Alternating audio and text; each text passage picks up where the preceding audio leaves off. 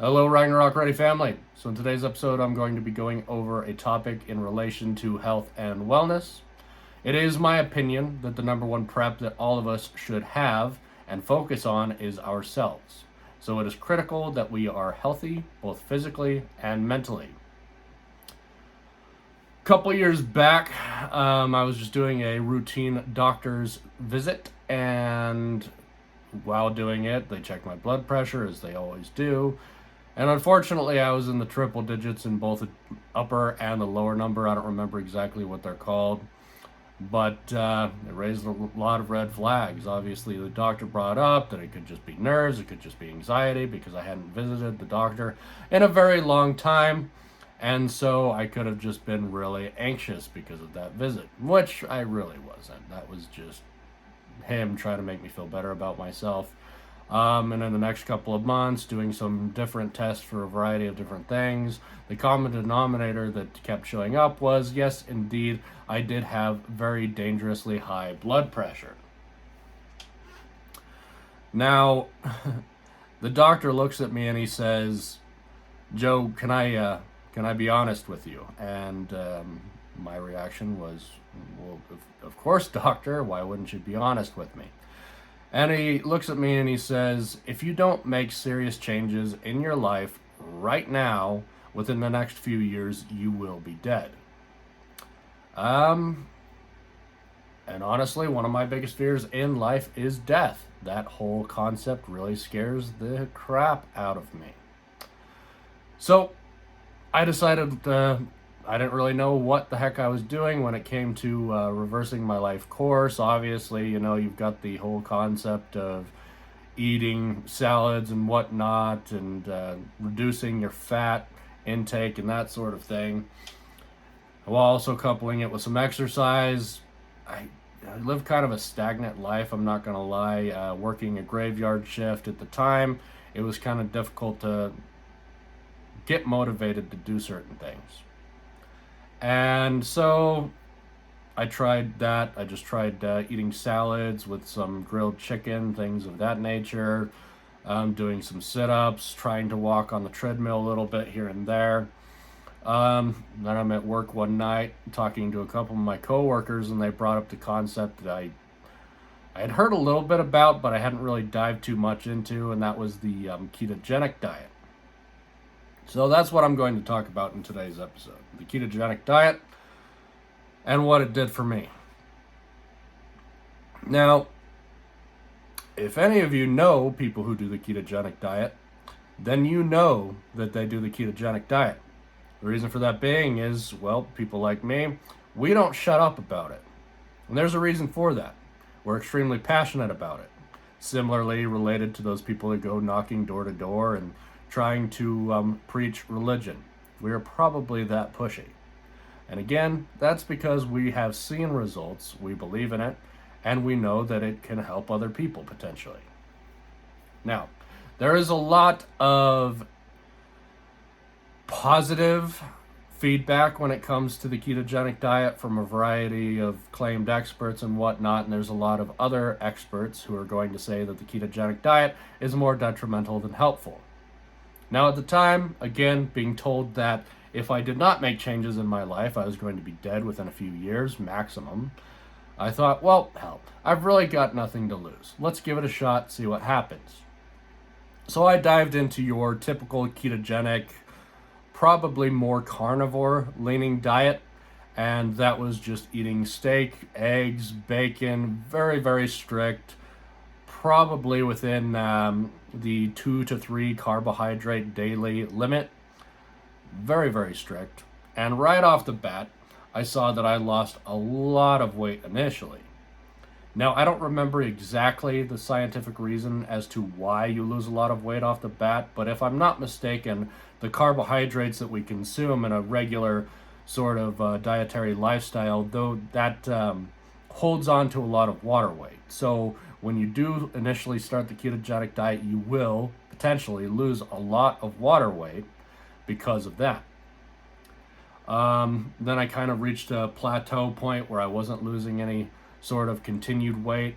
I started off at 265 pounds. I was a big boy, as I'm going to show in a picture right here.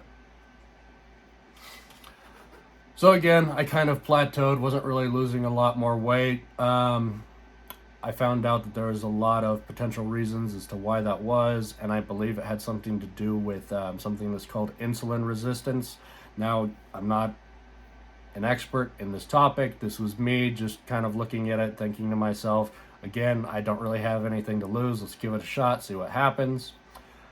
After a while, continuing this lifestyle, I did start to lose more weight. And then as time went on, I started to exercise a bit more here and there. I tried walking on the treadmill to start off with, but it was hard. I couldn't even do a mile without my shins just burning, just screaming at me, so to speak. And it was rough to be able to get through even a mile walk.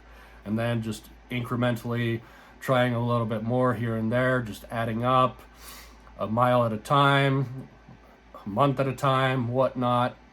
I was able to get to the point to where I was able to do 5 miles a day and then 10 miles a day, walking at kind of a slower pace, about 2.5 miles per hour, and then gradually increasing the pace to about 3 miles per hour, and then 3.3 is the fastest I can go comfortably without, kind of doing an awkward speed waddle, I guess you could say. Eventually, I also decided to pick up a Bowflex. They're relatively inexpensive at the time. The Bowflex Exceed. I think I was able to pick that up for about $750 pre-pandemic, before inflation and all that crap hit. And I love the Bowflex. I had looked at a lot of different exercise equipment, but the problem is with all these sort of fancier home gym setups, you're going to be paying $1 per pound at minimum. And so you add that up for the variety of different exercises that you're going to want to do, whether it be free weights, so dumbbells, bench press, squat rack, all that sort of stuff. We're looking in the thousands of dollars minimum for a full body weight exercise. So I love the Bowflex. Again, less than $800. I was able to pick it up, and it has a variety of different exercises that you can do with their resistant, pulley system. You can exercise your legs. You can do leg extensions. You can hook it up to do squats on it. You can do bench press. You can do the sort of simulation or emulation, I guess you could say, of dumbbells, where you just kind of like curl with the bands and whatnot. I love the Bowflex. I think it's an absolutely brilliant system. People are going to argue, who are, hard-headed and purist when it comes to gym stuff, and say that it doesn't really work, but it does.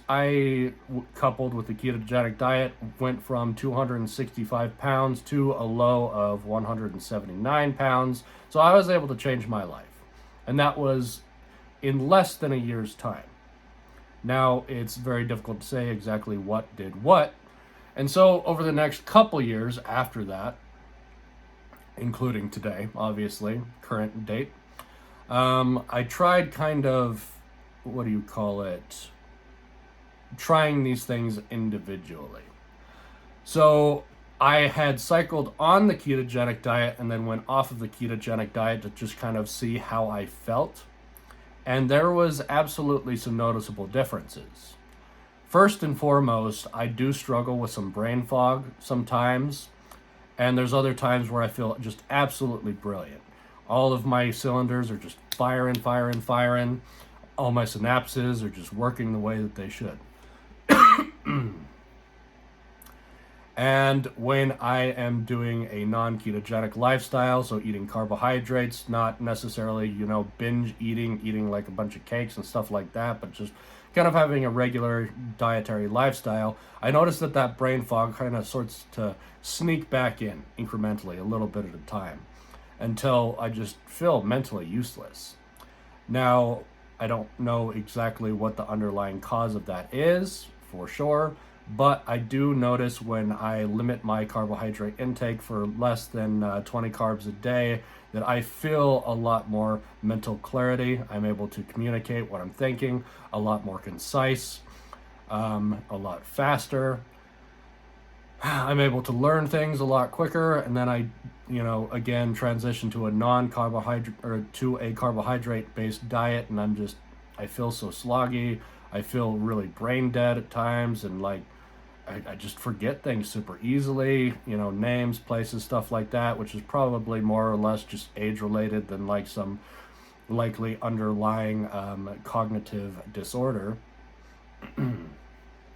Now, something else that I also noticed doing the ketogenic lifestyle, the low carbohydrate lifestyle, is I do have a lot more energy and a lot more sustained energy throughout the day.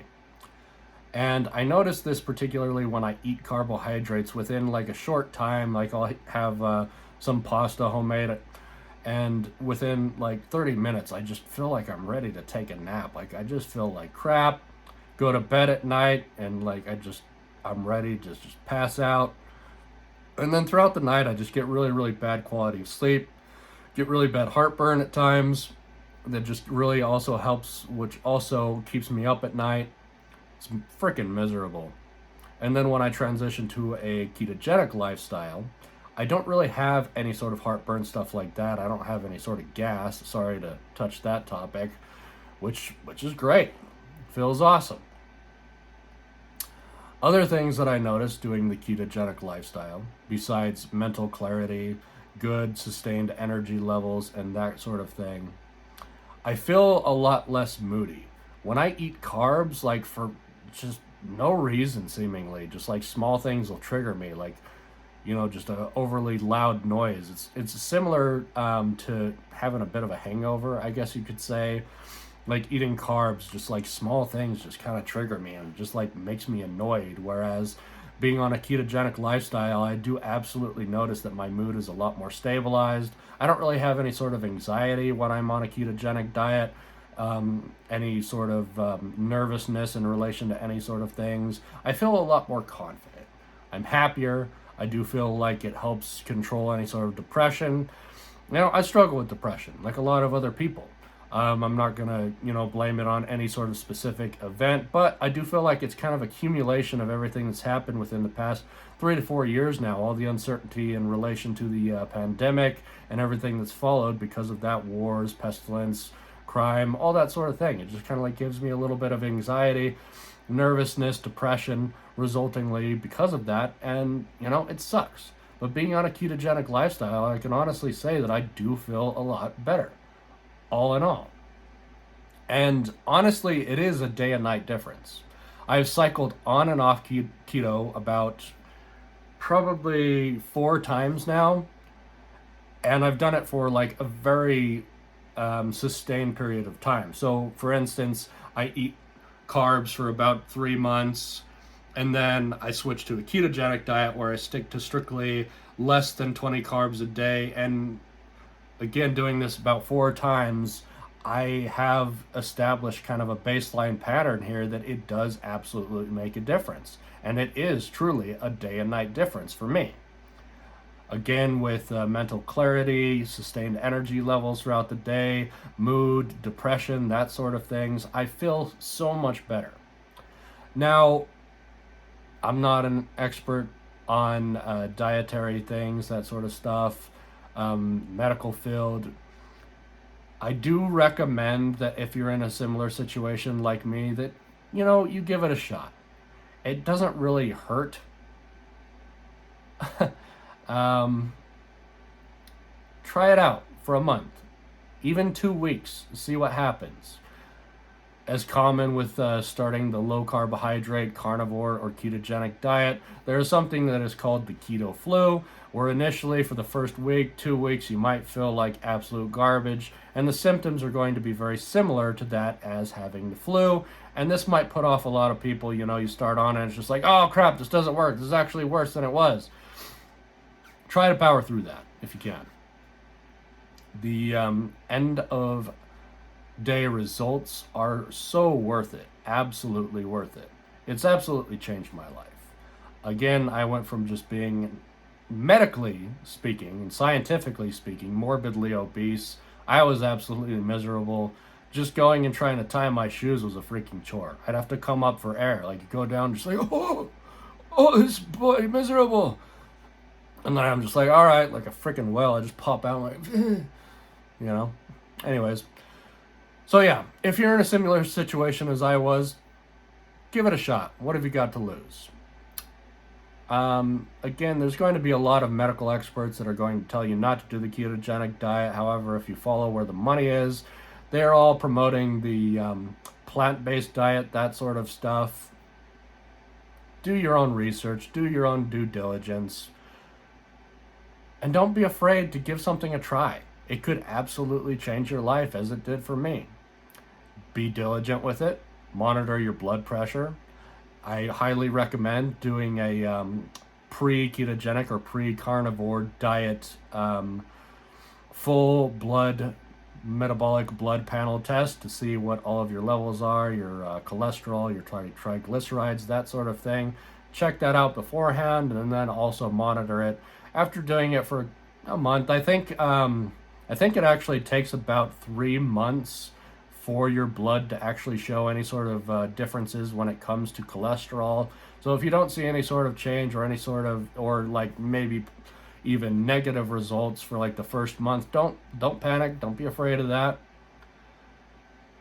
And again, be willing to give something like this a shot. It was able to change my life, and as I've stated at the start of this video, our number one preps is ourselves. If we can't really help ourselves health-wise, again, physically and mentally, how are we going to really be a help to our family members, our loved ones, our friends, our communities when shit really does truly hit the fan? And that basically sums up all of the thoughts that I've got on the ketogenic diet. Again, absolutely changed my life. Be willing to give it a shot for yourselves. This is the Ragnarok Ready family, where my goal is to help everybody, regardless of background, religious background, political background, that sort of things. We all should be striving towards emergency preparedness. There are so many uncertainties out there in the world, so many variables that, and just, it's a massive domino picture going on right now with so many different entry points for a domino to tip and the whole mosaic to just entirely collapse. And we've got to do everything that we can to make sure that we don't fall when everything else does. So anyways, if you enjoy this sort of content, please like, comment, subscribe, and share. Thank you so much. This is again the Ragnarok Ready family. Till next time, folks.